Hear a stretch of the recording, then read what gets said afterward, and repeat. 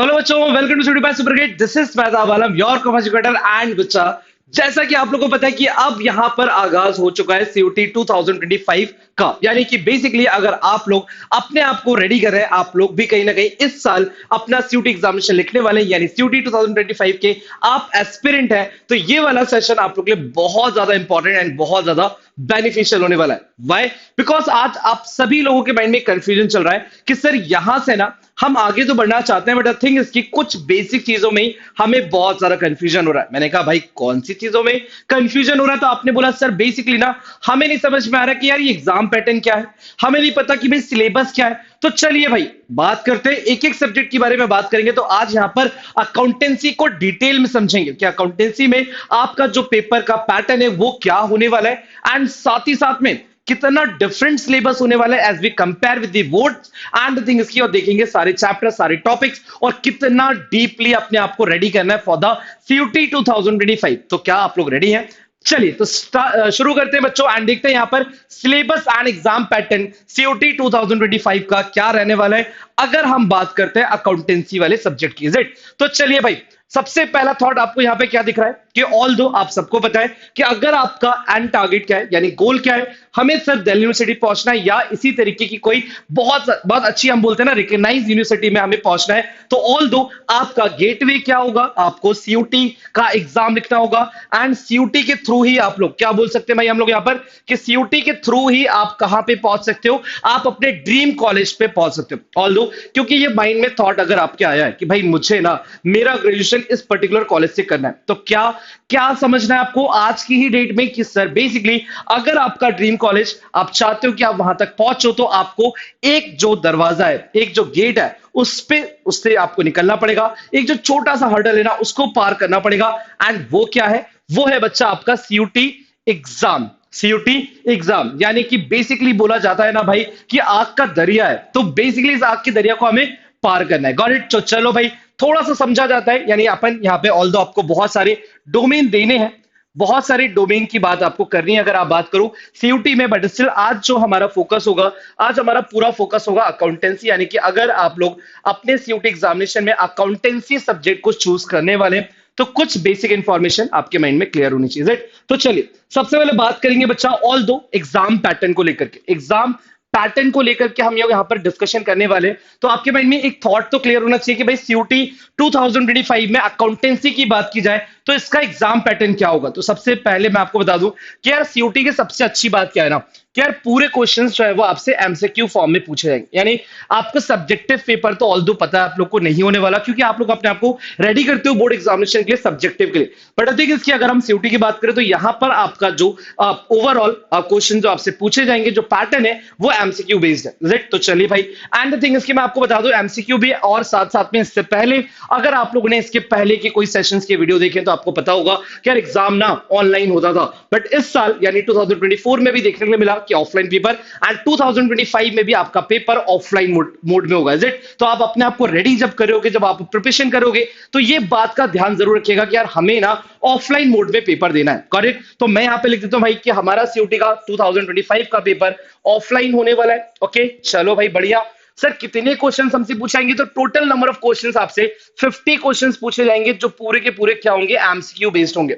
हाँ, ये एमसीक्यू में पैटर्न बहुत अलग अलग होते हैं, कुछ क्वेश्चंस डायरेक्ट होते हैं, कुछ असर्शन रीजन होता है, कुछ मैच द कॉलम के फॉर्म में होते हैं, कुछ लाइक स्टेटमेंट बेस्ड क्वेश्चंस होते हैं, कुछ भाई फैक्ट्स एंड फिगर्स पे बेस्ड क्वेश्चंस होते हैं। तो यानी वैरायटी ऑफ क्वेश्चंस को यहाँ पे यूज किया जाता है इन 50 क्वेश्चंस को बनाने के लिए। Got it? तो इस चीज को आप लोग अपने स्टार्टिंग में ही अपने आप में फैमिली रखिएगा। Got it? तो ठीक है भाई, आगे बढ़ते हैं। आपको क्वेश्चंस कितने अटेम्प्ट करने हैं? तो यहाँ पे बच्चा 50 आपके माइंड में चल रहा होगा, बट मैं इसको यहाँ पे क्रॉस करूंगा एंड मैं आपको बता दूंगा 50 में से 50 क्वेश्चंस नहीं बच्चा, ये ध्यान रखिएगा, मुझे 40 क्वेश्चंस अटेम्प्ट करना है।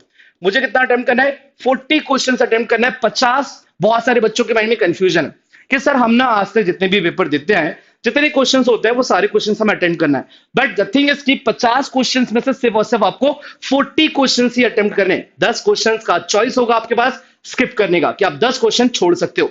और आगे बात की जाए बच्चा, एक सही क्वेश्चन आपका जाता है, यानी अगर आपका एक करेक्ट होता है क्वेश्चन, यानी आपने बोला सर 1 करेक्ट क्वेश्चन आपको कितना दिलाएगा?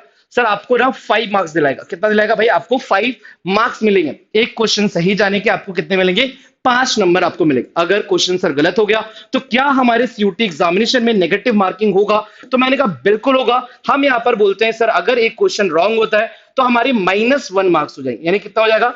-1 मार्क्स हो जाएगा। इसके अकॉर्डिंग अगर आपसे पूछूं कि मान लेते हैं एक पर्सन है भाई, हम मान लेते हैं एक पर्सन है जिसका नाम क्या है, तो हमने बोला सर एक पर्सन है जिसका नाम है हमारे, है ना, हमने एक पर्सन का नाम लिया एंड द थिंग इसका नाम है चंगू। क्या नाम है? इनका नाम है भाई चंगू भाई, इज इट?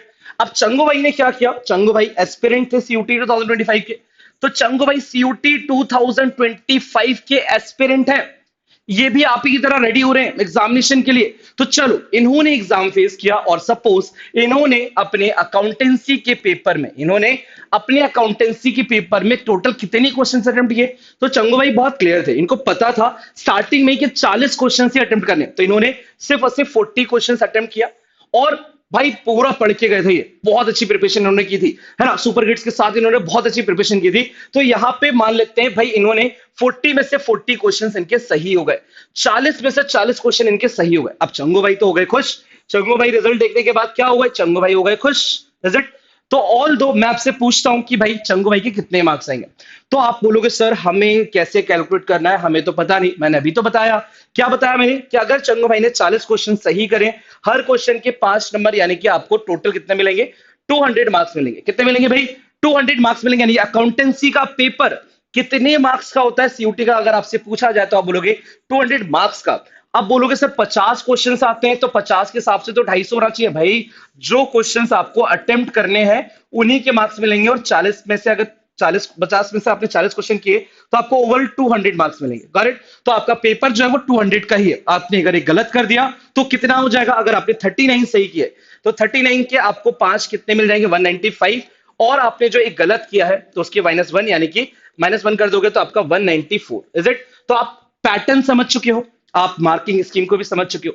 अब आपके माइंड में क्या कंफ्यूजन आ रहा होगा? आपके माइंड में कंफ्यूजन आ रहा होगा सर ये सारा टास्क कंप्लीट करने के लिए हमें टाइम कितना मिलेगा, ये सारा टास्क कंप्लीट करने के लिए हमें टाइम बेसिकली कितना मिलेगा? आप टाइम पे बता दो, टाइम के बारे में बात कर लो। तो मैंने बोला आपको टाइम मिलेगा सिर्फ और सिर्फ 60 मिनट्स, यानी 60 मिनट में क्वेश्चंस पढ़ने हैं, समझना है एंड सॉल्व करना है और आंसर निकालना है, करेक्ट? तो ये एग्जाम पैटर्न पे बात होगी बच्चा। Now let's talk about the syllabus, कि भैया अकाउंटेंसी का सिलेबस क्या होने वाला है। तो चलो डीपली इसको डिस्कस करते हैं, समझते हैं कि अकाउंटेंसी का सिलेबस क्या होगा एंड क्या आपको स्टार्टिंग में फर्स्ट डेट पे पता होना चाहिए कि भाई क्या सिलेबस होने वाला है। तो चलिए हम लोग यहाँ पर आगे बढ़ते हैं सिलेबस की तरफ। तो सबसे पहले इन्होंने ध्यान रखना बच्चा, यहाँ पे नॉन प्रॉफिट ऑर्गेनाइजेशन पूछा गया।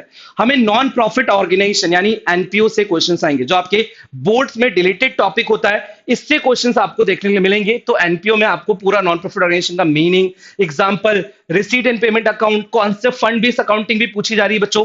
फंड बेस्ड अकाउंटिंग को आप छोड़िएगा मत बिल्कुल भी, ठीक है ना? फंड बेस्ड अकाउंटिंग आपको करके आना है। उसके अलावा इनकम एक्सपेंडिचर पूरा आपको पूछा जाएगा आपके सीयूटी एग्जामिनेशन के लिए, और साथ ही साथ बच्चों बैलेंस शीट भी करना है, बैलेंस शीट भी करना है। यानी क्वेश्चन एक एनपीओ में जितने भी कॉन्सेप्ट होते हैं, अच्छा बड़ा चैप्टर है, जितने भी कॉन्सेप्ट होते हैं सारी जगह से क्वेश्चंस आएंगे, तो आप अपने आप को रेडी रखिएगा। अब अगर हम आगे बात करें बच्चों ऑल दो फर्दर चैप्टर्स की, तो भैया अकाउंटिंग फॉर पार्टनरशिप सबसे बड़ा चैप्टर आपके 12th में, ओवरऑल सारी चीजें यहां पर अवेलेबल है। बट मैं आपको बता दूं सीयूटी के अंदर आपको थ्योरी तो बोली गई है, नेचर ऑफ पार्टनरशिप फर्म बोला गया, देन मीनिंग, इंपॉर्टेंस, सब कुछ। यानी थ्योरेटिकल पॉइंट ऑफ व्यू से आपको पार्टनरशिप का पहला चैप्टर जो accounting for partnership firm fundamental है वो पूरा रेडी करना है। Then profit and loss appropriation आना चाहिए आपको, partners capital, division of profit among partners, ये सारी चीजें।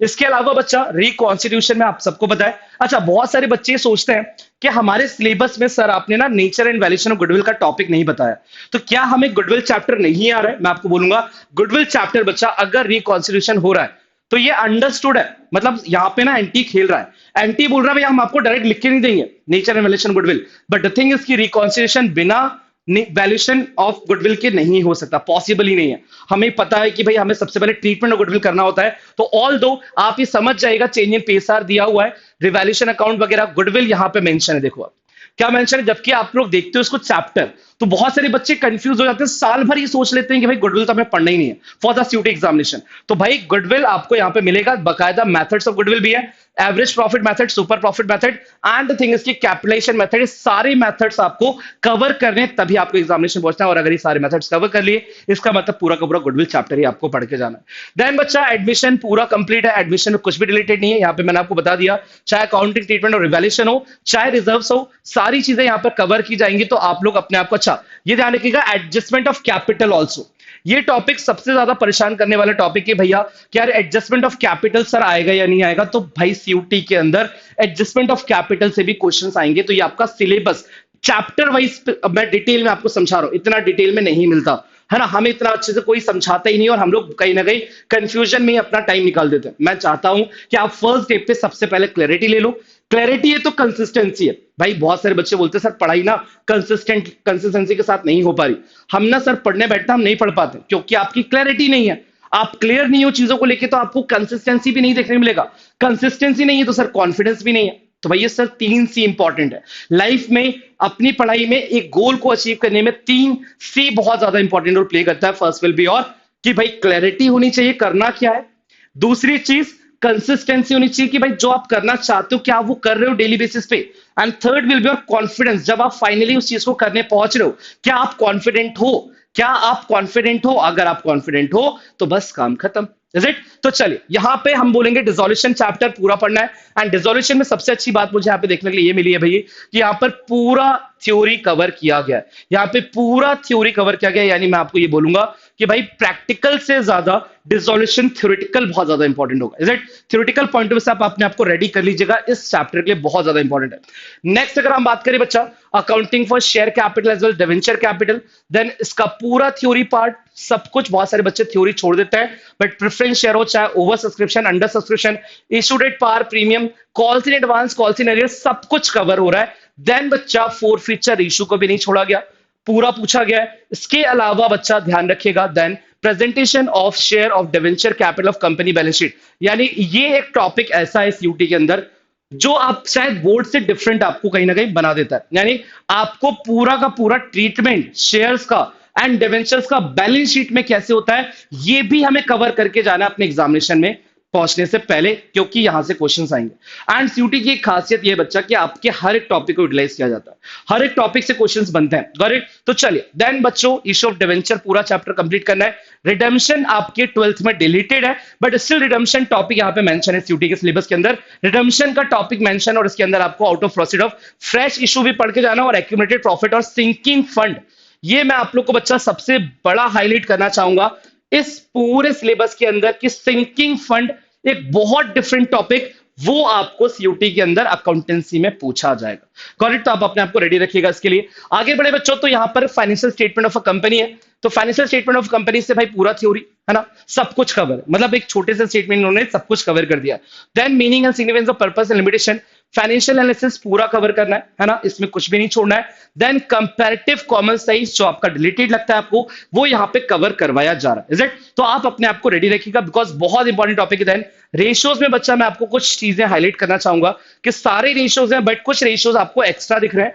अर्निंग पर शेयर जो आपके बोर्ड्स में नहीं है आपको करके जाना है, then dividend per share, then बच्चा प्रॉफिट अर्निंग रेशियो, ये सारे रेशियोज आपके 12th के सिलेबस में नहीं है। करंट एसेट टर्नओवर रेशियो, तो ये बच्चा वर्किंग कैपिटल टर्नओवर रेशियो तो चलो मिल जाएगा, फिक्स एसेट टर्नओवर रेशियो और करंट एसेट टर्नओवर रेशियो, तो कुछ एक्स्ट्रा रेशियोज जो आपको सिर्फ और सिर्फ सीयूटी एग्जामिनेशन के लिए पढ़ने, आप मतलब एग्जामिनेशन के सेंस कि बोर्ड्स में आप ये नहीं पढ़ोगे, ये इतनी सारी चीजें जो मैंने आपको बताई ये एक्स्ट्रा आपको पढ़ना पड़ेगा। सर क्या ये इनफ है, इतना कर ले इनफ है? अरे भाई अभी कहां से इनफ है, अभी रुक जाओ, कैश फ्लो स्टेटमेंट भी है ना। हाँ तो आपने बोला सर बेसिकली यहां पर कैश फ्लो स्टेटमेंट आपको मिलेगा जिसमें आपको पूरा प्रिपरेशन आना चाहिए as well as per the revise standard issued by ICI. यहां पे एनटीए ने ये चीज मेंशन की है कि जब आप कैश फ्लो स्टेटमेंट को पढ़ो तो जो आईसीआई ने चेंजेस करें कैश फ्लो स्टेटमेंट के अंदर, यानी AS3 को जब चेंज किया गया है तो वो टॉपिक को कवर करना है आप अगर सीयूटी के लिए जा रहे हो। यानी आप पुराने वाले चीजों पे पढ़ के मत पहुंच जाना, तो गलत हो जाएगा। आपको जो चेंजेस किए गए हैं ना बच्चों, उस चेंजेस के हिसाब से आपको अपनी प्रिपरेशन करनी है, ताकि एग्जाम में पहुंचने से पहले आप लोग अपने आप को बिल्कुल अपडेट मानो, आप बिल्कुल क्लियर हो, थॉट्स आपके क्लियर हैं कि हाँ यार हम क्या कर रहे हैं और इसका इंपैक्ट क्या होने वाला है। चलिए भाई, ये भी बात अच्छी है। और इसके अलावा बच्चा कंप्यूटराइज अकाउंटिंग को मैंने यहाँ पे क्लासिफाइड कर दिया है, अच्छा खासा बड़ा टॉपिक। कंप्यूटराइज अकाउंटिंग से ये सारे टॉपिक्स हमें कवर करने हैं बहुत डिटेल में, बिकॉज 5 से 6 क्वेश्चंस आपको सिर्फ और सिर्फ कंप्यूटर्स अकाउंटिंग के देखने को मिलते हैं आपके एग्जामिनेशन में। तो मैंने यहाँ पे सारी सारी जो इंफॉर्मेशन है, ये सारी इंफॉर्मेशन मैंने यहाँ पर आपको मेंशन कर दी है। ये सारे टॉपिक्स आपको कवर करके जाना है। बच्चों सिंपल है। तो आई थिंक मुझे लगता है कि यहाँ पे डीबीएमएस वाला टॉपिक भी आपको बता दूं कि क्वेरीज डीबीएमएस, यानी ये सारी चीजें आप लोग को पढ़नी है। तो ऑल दो ये सारा टॉपिक आपके बोर्ड्स में कवर नहीं है, तो अकाउंटेंसी में डिलीटेड टॉपिक्स बहुत सारे जो आपको extra for the CUET examination पढ़ने हैं। सर ये सारी प्रिपरेशन कैसे करें, इतना सब कुछ कैसे करें, हमें बोर्ड्स भी करना है सीयूटी भी करना है। तो मैं आपको यहां पे सबसे पहले समझा दूं कि अगर आप सोचते हो कि बोर्ड्स के साथ आपका सीयूटी हो जाएगा, तो ये शायद गलत हो सकता है, ये शायद गलत हो सकता है। आपको आगे जाके फील हो सकता है अगर ये मेरा थॉट जो था वो गलत था। तो सर आप बता दो, आप एक्सपीरियंस लग रहे हो ना, आपको पता है ना चीजें। तो मेरे हिसाब से मैं आपको सिंपल सी बात बता दूं बच्चा, अगर आप अपने आप को सीयूटी एग्जामिनेशन के रेडी करते हो तो आपका बोर्ड्स इजी हो जाएगा आपके लिए। Is it? अगर आपका थॉट प्रोसेस फर्स्ट डे से ही क्लियर है कि भाई मुझे अपने आप को सीयूटी के लिए रेडी करना है, मुझे हर एक कॉन्सेप्ट के डेप्थ पे जाकर के बात करनी है, डेप्थ में जाके पढ़ाई करनी है, तो फिर आपके लिए सीयूटी वाला जो पोर्शन है वो इजी हो जाएगा। Is it? तो बच्चा ऑल दो इसी तरीके की अपकमिंग डेज में ये सारी जो मैंने टॉपिक्स लिखे हैं, ये सारे टॉपिक्स आपको कवर करने हैं। एंड इसी तरीके से अपकमिंग डेज के अंदर मैं आप लोगों से बहुत सारे सेशंस लेके आते जाऊंगा। एंड भाई अभी आपको क्या करना है, आपको अपने दोस्तों के साथ ये पूरा सिलेबस एंड एग्जाम पैटर्न को शेयर करना है, ताकि उनकी भी कहीं ना कहीं प्रिपरेशन हो सके। एंड द थिंग इज की मैं आपको बता दूं कि यहाँ पे अपकमिंग डेज में मैं यहाँ पे बहुत सारे सेशंस लेकर के आने वाला हूं, जिससे आप लोग अपने आप को रेडी कर सकते हो फॉर योर एग्जामिनेशन। सो अभी आपको क्या करना है, चैनल को सब्सक्राइब करना है, अपने दोस्तों के साथ इस सेशन को शेयर करना है, and do like this, like and subscribe the like session. Is it? So basically बच्चा इन्हीं सारी बातों के साथ इस सेशन को यहां पर हम लोग फाइनली कंक्लूड करते हैं। मिलते हैं आप लोग के साथ बहुत जल्द नेक्स्ट सेशन में, नेक्स्ट बहुत सारे कॉन्सेप्ट्स एंड क्वेश्चंस के साथ। अभी लेते हैं, thank you so much, bye bye.